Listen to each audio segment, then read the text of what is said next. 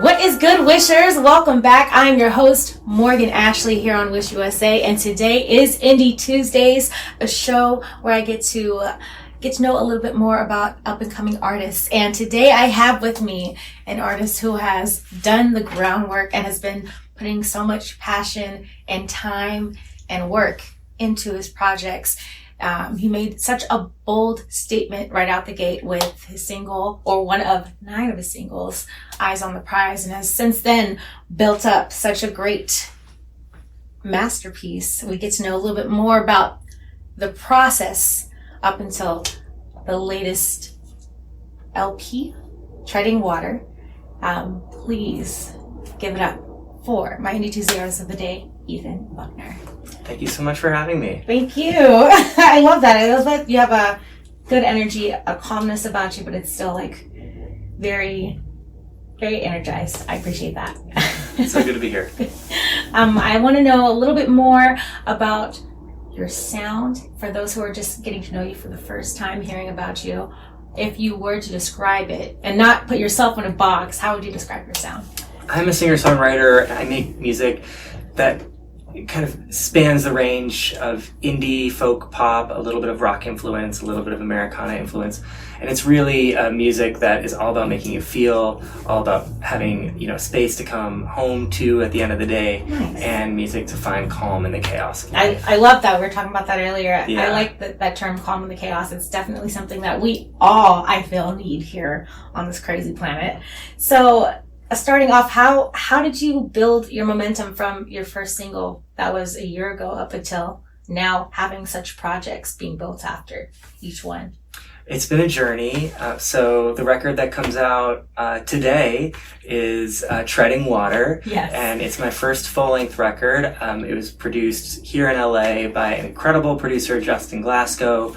Nice. And all of these songs are really deeply personal reflections on how I relate to my own mental health in the context of a world on fire. Wow. So my work outside of music for the past 15 years has been working for environmental nonprofits that are trying to challenge, the oil, gas, and petrochemical industry to protect and work alongside communities that are fighting, protect their health and the climate from the devastation from, fossil fuel development. And that work has led me, in a lot of different directions. Yes. I've had quite a few harrowing experiences in my life, and have often thrown myself face first into the fire.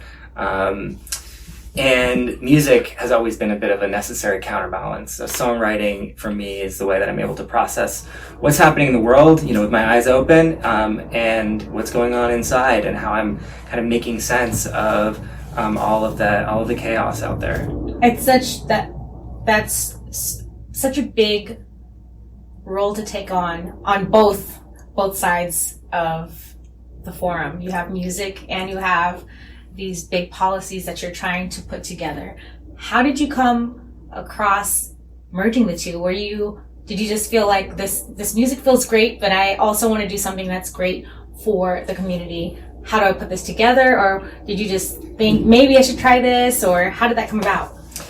I've been doing the activism work about as long as I've made music. Wow. It all kind of stemmed from fairly traumatic experiences when I was a teenager, and to process, kind of witnessing death and kind of thinking about the big picture of life, realized I wanted to live my life in service of life on one hand, and I started getting involved in activism after learning about climate change, which was like an existential threat to life itself. Right. And then on the other hand, I needed some way to process, this trauma and anxiety, and I found songwriting. They're very therapeutic in that sense. And so for most of my life, up from that point, my music and the activism have been pretty in separate lanes. I mean, even internally.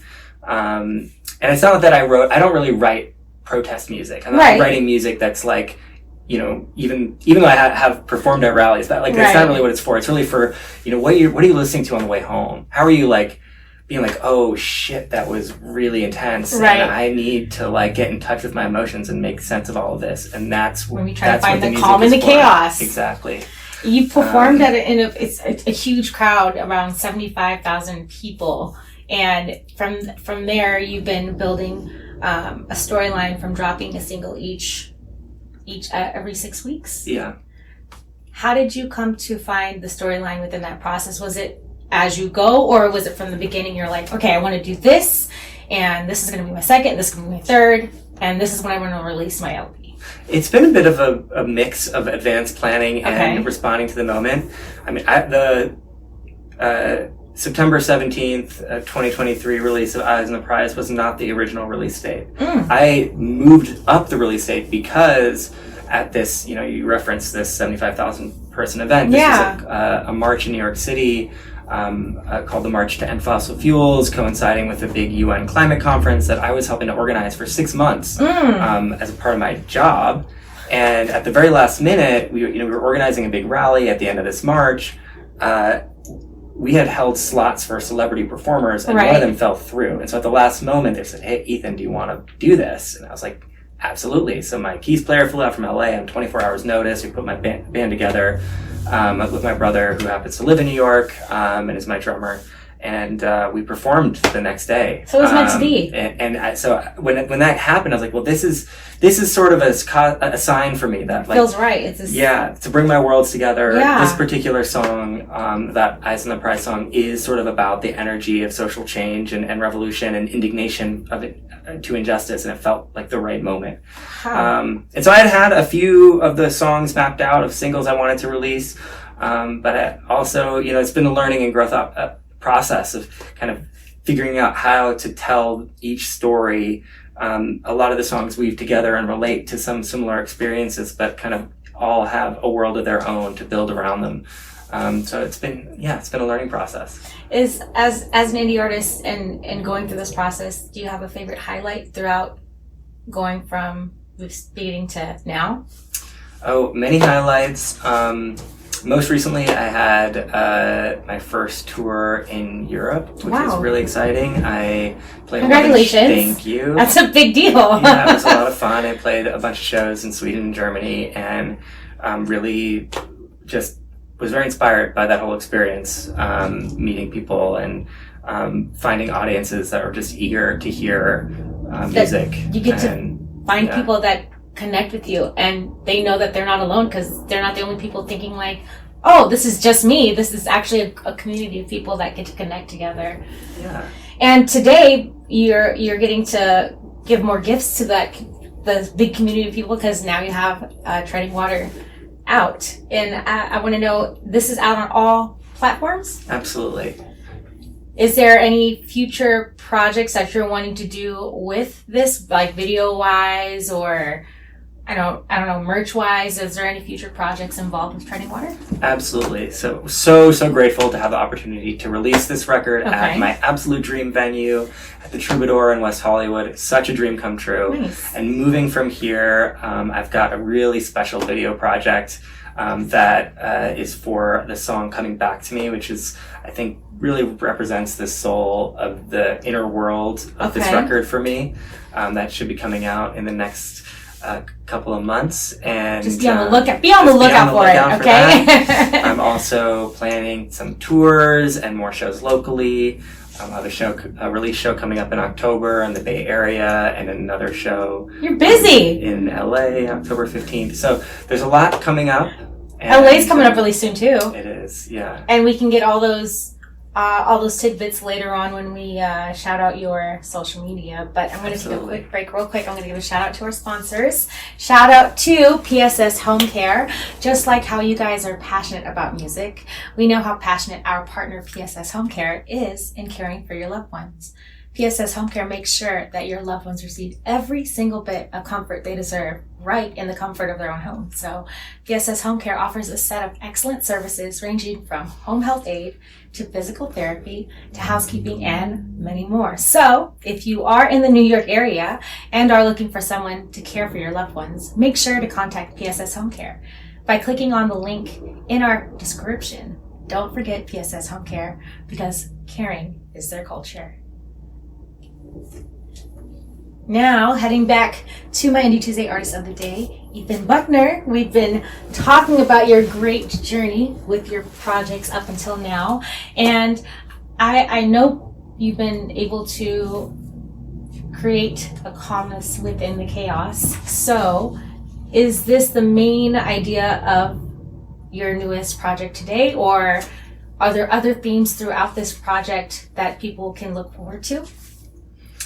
This is a great question. I say that's sort of like, there are layers, right? Some songs reflect, specifically about, my own relationship to anxiety and indecision and mental health. Mm-hmm. There are some songs that emerged out of a terrifying episode I had with my own health when I wasn't really able to see for a little bit, and then I was like having migraines and vertigo every day, and like trying to find hope for my own recovery. Mm-hmm. And other songs sort of reflect on how I was impacted by external events, right? There's a song I wrote called For You that I wrote when like wildfires smoke was seeping into my apartment, and I was thinking about the work that I've done in my life trying to fight climate change, and like what is imagining a conversation with a future grandchild, and like what is the world I want to leave behind for future generations. Or a song like Eyes on the Prize that I wrote during 2020 when there were literally helicopters flying overhead after George Floyd was murdered, and just reflecting on just this energy that was made possible through sort of the indignation and rebellion that happened in the US and around the world in the wake of that horrible event. So, I mean, there are lots of themes, but they kind of all tie together around, just being not alone in how difficult it can be to be alive right now with so much chaos happening. And the gump of it all. We are all still one. We are all still units together. And that's what we should try to move in as one unit. An artist question is coming to mind. When you write these songs, are you writing the words first and then creating the melody? Or are you creating the melody first and you're like, oh, I feel like this topic should go with this song? Does each song have a different approach? That's a great question. I have typically leaned on a process that's very personal to me, where most of the songs that I call keepers have often emerged when I'm by myself in nature with my guitar and actually really feeling into melody and the music. I'll kind of reflect on whatever it is that needs to move through me at the moment, and sometimes then a guitar riff might show up, right, and then a melody might show up, and then lyrics might show up. It might not happen exactly in that order, but often that's how it happens. And you record it with you, and then you take it to the studio, and you're like, okay, this is what I want to work on. Exactly. That's very organic. Yeah, it's very organic for me, and I've been trying. One of the amazing things about LA is the culture of collaboration and co-writing, and I've worked with some amazing writers on this record, and have started to do more and more co-writing, and challenging myself to try taking on prompts, try starting with poetry, just to like challenge my brain and my heart and my mind to write song, to see what emerges. Without challenge, there is no growth. And yes, exactly. Growing is part of being a human being and an artist. If there's no growth, you're just stuck, and it's not fun being stuck. It's not fun. Yeah, but I will say that before I had my tour in Sweden and Germany, I spent 2 weeks driving by myself around Iceland and Ireland. Right. And that solitude in nature was the biggest gift, and I wrote a ton of music. So there's definitely more to come. For people who want to know more on what's to come, what is the best way for people to follow you? You can follow me on my Instagram at Ethan Buckner Music. It's the same handle on TikTok and Facebook. My website is ethanbuckner.com. Give me a holler. You can reach out to me anytime. And project is out on all platforms, Treading Water. Treading Water is out everywhere today. Take a listen. Thank you so much for being my Indie Tuesday Artist of the Day. I appreciated this conversation. It's very enlightening and a very great energy. I can't wait to see and hear more from you in the future. Thank you so much, Morgan. Thank you. Wishers, until next Tuesday, keep on wishing.